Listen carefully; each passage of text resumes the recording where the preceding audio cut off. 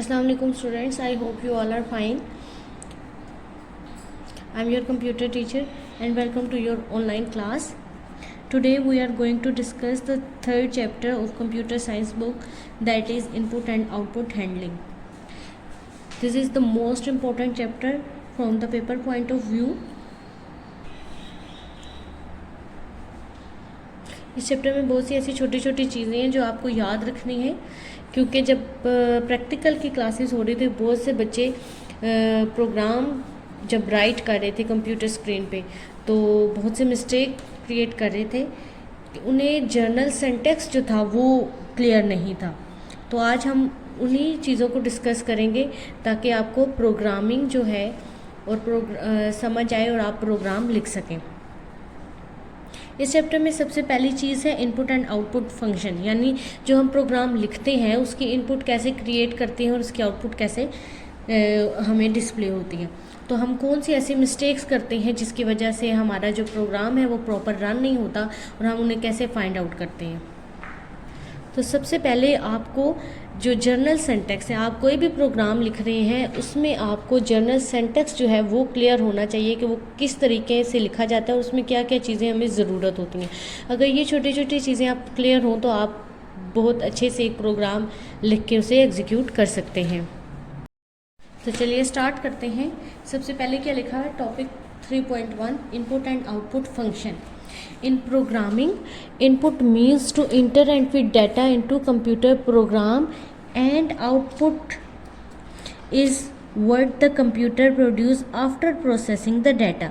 सबसे पहली चीज़ इनपुट क्या है कि जो प्रोग्राम के अंदर हम डाटा लिखते हैं डालते हैं वो कहलाता है इनपुट, और आफ्टर प्रोसेसिंग कंप्यूटर की प्रोसेसिंग के बाद जो कंप्यूटर हमें हमारे रिजल्ट्स डिस्प्ले करता है उसे कहलाती है output. C language provides many input-output functions to provide interaction between a program and user. C language में बहुत सी ऐसी चीज़ें हैं जो हम यूज़ करते हैं उसकी लाइब्रेरी के इनबिल्ट फंक्शंस को, जो कि कंप्यूटर और यूज़र और प्रोग्राम के दरमियान में एक इंट्रैक्शन क्रिएट करती है। अब सबसे पहले है आउटपुट फंक्शन। जो ब्लैक स्क्रीन हमें प्रोग्राम के एग्जीक्यूशन के बाद दिखाई देती है वो कहलाती है प्रोग्राम की एग्जीक्यूशन, जब हमें हमारी आउटपुट डिस्प्ले होती है। जब वो स्क्रीन हमें तभी दिखाई देगी जब हमारा प्रोग्राम जो है एक्यूरेट लिखा होगा, उसमें कोई एरर प्रोड्यूस नहीं हुई हुई होगी।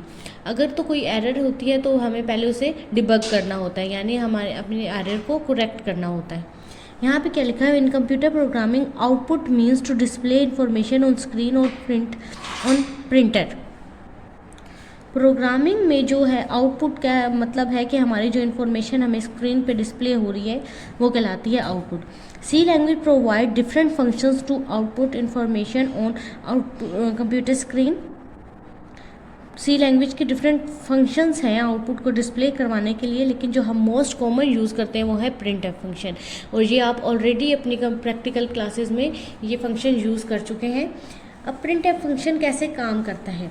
printf function is used to print text, constant values of variable and expression on the screen in a specific format.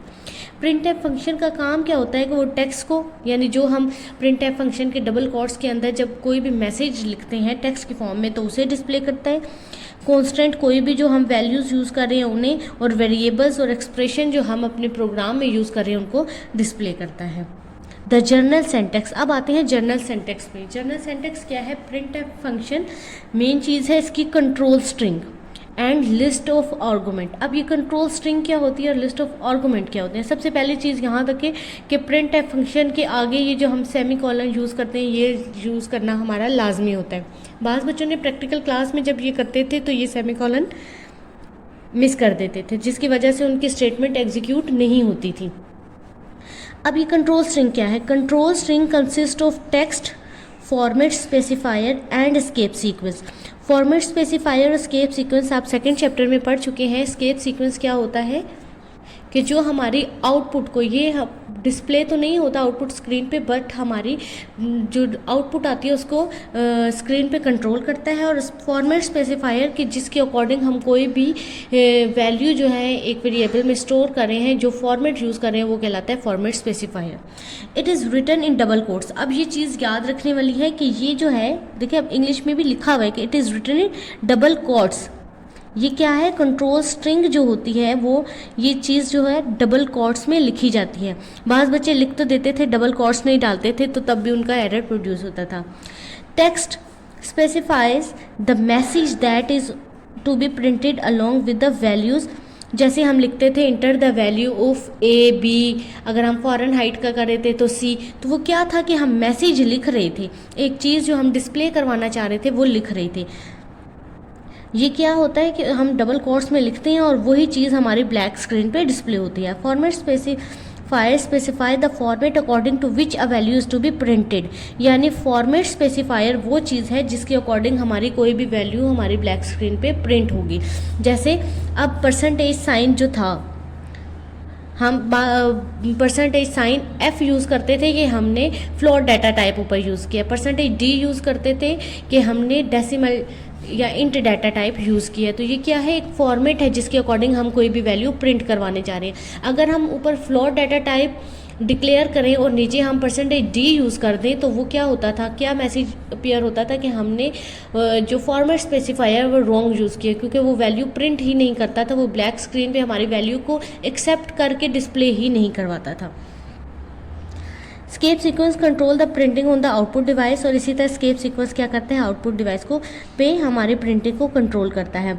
अब ये तो था कंट्रोल स्ट्रिंग के, इसमें हमने क्या क्या टेक्स्ट दिखा, वैल्यूज़, इसके जो भी हम चीज़ें लिखते हैं वो होती है कंट्रोल स्ट्रिंग। अब आती है list of argument. List of argument क्या होता है, कोमा के बाद हमने वो चीज़ लिखनी होती है कि जो चीज़ ऑलरेडी हम यूज़ कर रहे हैं उसी चीज़ को, जैसे हम लिखते थे वॉल्यूम इक्वल टू, वॉल्यूम का फॉर्मूला लिखते होते और कोमा के बाद वी लिखते थे, यानी ये वही वैल्यू है जो हम ऑलरेडी जिसका फॉर्मूला पुट कर रहे हैं उसी को आगे प्रिंट करने जा रही हैं। The list of argument consist of a list of variable, constant and arithmetic expression separated by comma. यही चीज़ मैं अभी आपको बता रही थी कि जो हम वैल्यू जो यूज़ करते थे, कोई भी कांस्टेंट की अगर कोई वैल्यू यूज़ कर रहे हैं, या अर्थमेटिक जो एक्सप्रेशन हम लिखते थे फॉर्मूला की, जैसे हमने फॉर्मूला लिखा था कि सम जो है वो है a प्लस बी, और जब हम लिस्ट ऑफ आर्गूमेंट में सम लिखते थे और कोमा के बाद फिर हमने एक सम लिखा था, वो क्यों लिखा था कि वो इसकी यहाँ से वैल्यू को यूज़ करें। आगे हम एक प्रोग्राम में भी इसको क्लियर करेंगे। Whose value are to be printed, यानी वही जिसकी वैल्यू हम प्रिंट करने जा रहे हैं उसको हमने सेपरेट करके कोमा से ज़रूर लिखना होता है। The value are printed according to the corresponding format specifier, और फिर वो वैल्यू उसी करस्पॉन्डिंग, यानी वो किस चीज़ से रिलेट कर रहे हैं उसकी वैल्यू को उसी फॉर्मेट के अकॉर्डिंग क्या करता है, प्रिंट करता है।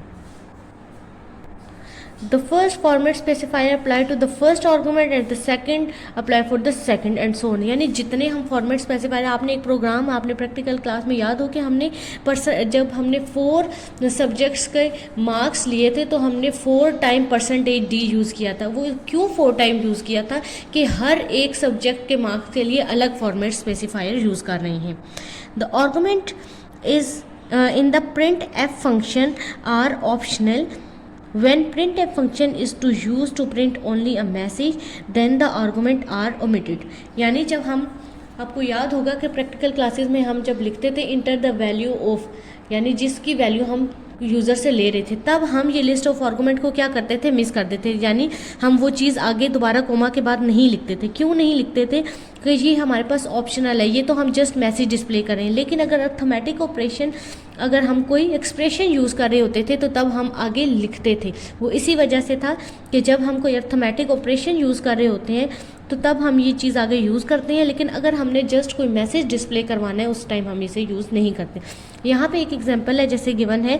अब देखें यहाँ पे बैक स्लैश, सबसे पहली चीज़ प्रिंटफ फंक्शन के साथ ही आपने देखे डबल कोट्स डाले हुए हैं। डबल कोट्स डालना आपके लिए बहुत ज़रूरी है। उसके बाद डबल कोट्स में जितनी ये आप जो भी लिखेंगे वो आपका ब्लैक स्क्रीन पे अपीयर होगा।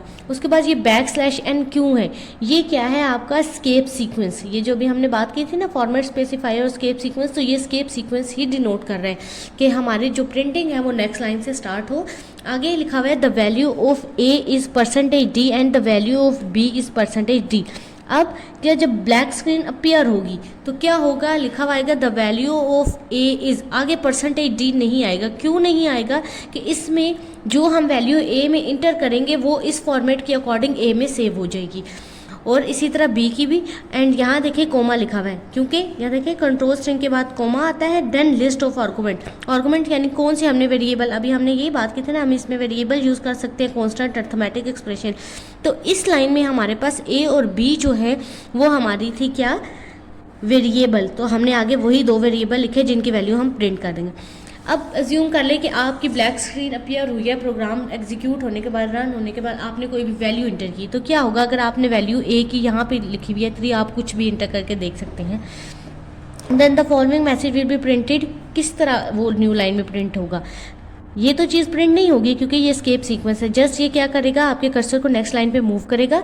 आगे क्या लिखा है, the value of A is 3। अब यहाँ पे %d क्यों नहीं आया, अभी मैंने आपको बताया कि %d जस्ट ये एक फॉर्मेट स्पेसिफायर है कि किस के अकॉर्डिंग हम कौन सा फॉर्मेट स्पेसिफायर यूज़ करें। अगर हमारी वैल्यू इंट में है तो अगर हमने 3, अब यहाँ अगर हम 3.5 होता है तो यहाँ हम %f लिखते हैं।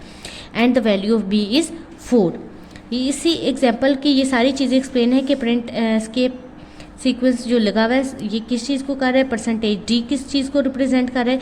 ये सारी चीज़ें जो है आपने घर पर आउटपुट फंक्शन जो है इसकी डिटेल पढ़नी है और इसको याद करना है कि कैसे हम कोई चीज़ लिखते हैं प्रोग्राम में और कैसे उसको यूज़ करते हैं, कहाँ पे हमारे डबल कोट्स यूज़ होते हैं। ये चीज़ आपको क्लियर हो जानी चाहिए अब कि हम कहाँ पे मिस्टेक करते हैं, कौन सी ऐसी चीज़ है जो हमने नहीं करनी और कहाँ पे हमने डबल कोट्स यूज़ करने हैं।